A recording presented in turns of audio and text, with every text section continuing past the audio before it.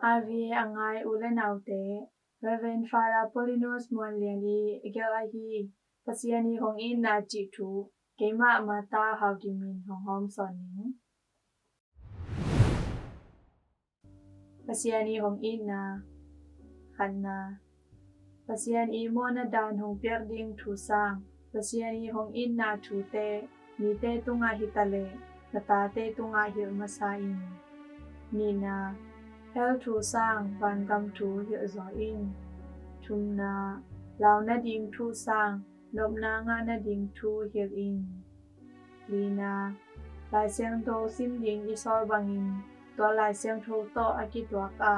anun tak pi ding thu pi hi chi zong hil la in nga na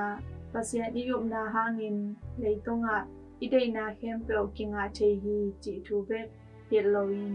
pasian min hangin leitunga ken chaina lungkham na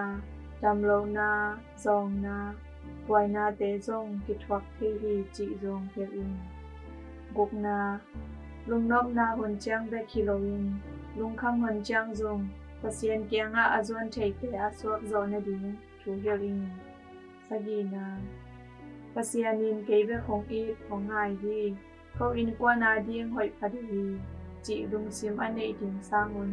pasian pen mi khem pe hong it pa hi chi hil zo ding pasianin mi te tunga te dan na lung sim nei ro hi chi thu zong hil ding kisam hi na mi te tunga lung kham sak thu atang ko ding hilowa pasiani lungdam na thu tang ko ding te hi chi thu hil denin hi thu aza ngai mi mal khat cha tunga pasian hongin na thu atel sem ding le midang te tunga ahom ke zo ding in to pan thu pa hong pe kim cha ta hen lungdam